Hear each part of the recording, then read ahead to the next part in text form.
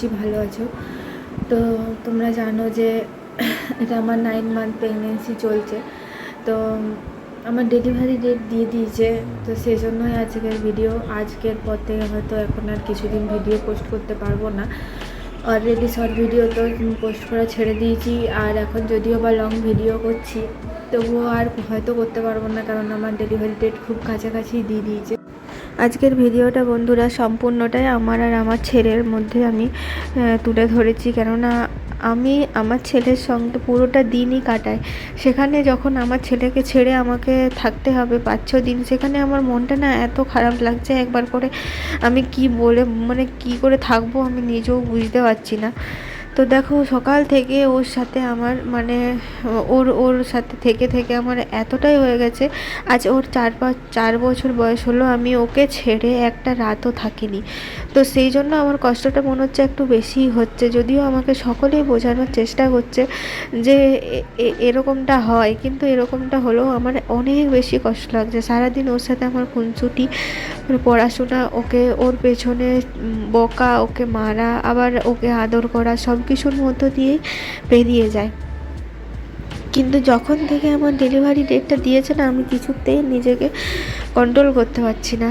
আমি যখন যেটা বলবো তখনই সেটা শোনে, আর আমার কথা মানে ও অতটা ফেলতে পারে না, জানো তো। মানে যেটা বলবো সেটা কিন্তু শোনে না, হলে জানে যে মা বকবে, মা মারবে। এবং দেখো, আমার শরীর খারাপ লাগছিল, তো আমার প্রেশার চেক করতে এসেছিলো। ঘরেই প্রেশার মেশিন কেনা হয়েছিল, কারণ আমার প্রথম প্রেগনেন্সিতে প্রেশার হাই হয়ে গিয়েছিল। এই জন্য ডাক্তার বলেছিল যে প্রেশারটা যেমন রেগুলার চেক করা হয়, কারণ দ্বিতীয় প্রেগনেন্সিতেও প্রেশার হাই হয়ে যাওয়ার চান্স থাকতে পারে। তো আমার শরীর খারাপ লাগছিল বলে ও প্রেশার চেক করতে এসেছিলো।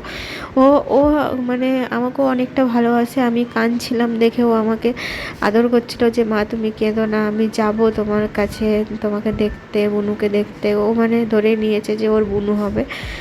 তো দেখা যাক কি হয়, জানি না। তবে আমার কিন্তু খুবই কষ্ট হচ্ছে। আমি মানে তোমাদেরকে বারবার একটা কথাই বলছি, কেন হচ্ছে আমি জানি না। তবে যাই হোক, ও যেমন মানে আমার অনুপস্থিতিতে বাড়িতে যেমন ও সুস্থভাবে থাকে, এমনিতে আমার কাছেই থাকবে হয়তো কিছুক্ষণের জন্য। ওর বাবা হয়তো নিয়ে যাবে বাড়িতে, আমার শাশুড়ি মা থাকবে আর আমার কাছে আমার মা থাকবে।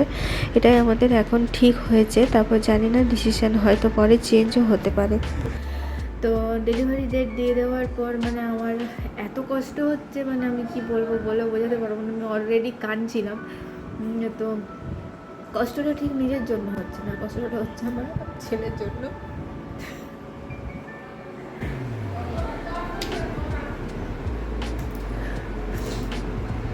যখন ভাবছি যে ওকে ছেড়ে আমাকে থাকতে হবে, তখনই আমার কান্না পেয়ে যাচ্ছে। মানে আজ এত বছর ওর বয়স হলো, আমি এখনো পর্যন্ত ওকে একা ছেড়ে তাকিনি কোনোদিনও। যখন মানে এই কিছুদিন আগে আমাকে একদিনের জন্য হসপিটালে ভর্তি হতে হয়েছিল, তার মধ্যে আমার খুব কষ্ট লাগছিল যে আমি ওকে ছেড়ে থাকবো কী করে। মানে এখন তো ছোট,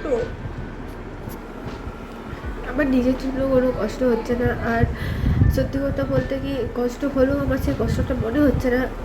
মানে একদিকে যেমন আমার আনন্দ লাগছে যে আমি আরেকজনকে আনতে যাচ্ছি, আর একদিকে আমার খুব কষ্টও লাগছে যে আমি ওকে ছেড়ে থাকবো কী করে। যদিও বা আমার টেনশন নেই, আমার হাজব্যান্ড আছে, আমার শাশুড়ি মা আছে, আমার মা আছে ওকে দেখার জন্য, কিন্তু তবুও আমার খুব কষ্ট হচ্ছে, জানি না কেন।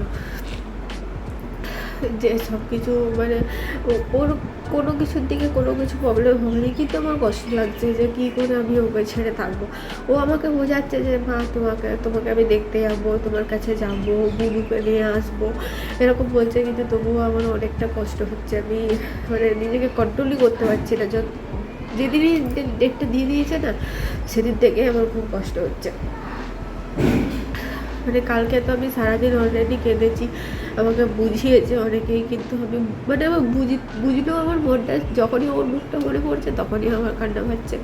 আমি কী করবো নিজেকে খুঁজে পাচ্ছি না। আর এতটা ভেঙে পড়লেও চলবে না। আমার হাজব্যান্ড আমাকে খুব বকছে যে তোমার টেনশনটা কিসের, আমরা তো আছি ওকে দেখার জন্য। কিন্তু তবুও কষ্ট লাগছে, মানে সারা দিনটা অবস্থাতেই আমার কাটে, তো ওই জন্য আমার বেশি কষ্ট লাগছে। তো যাই হোক, আমার ডেলিভারি ডেটটা হচ্ছে কি যে তোমার রথের দিনকে দিয়েছে, যেদিনে রথ সেদিনই আমার ডেলিভারি হবে। তো তোমরা সবাই আশীর্বাদ করো যে যেমন আমি এক সুস্থ সন্তানকে নিয়ে বাড়ি ফিরতে পারি। তারপর তো তোমাদেরকে জানাবোই সব কিছু। তো আজকের মতো ভিডিওটা এখানেই, চলো দেখো আরও পুরো ভিডিওটা।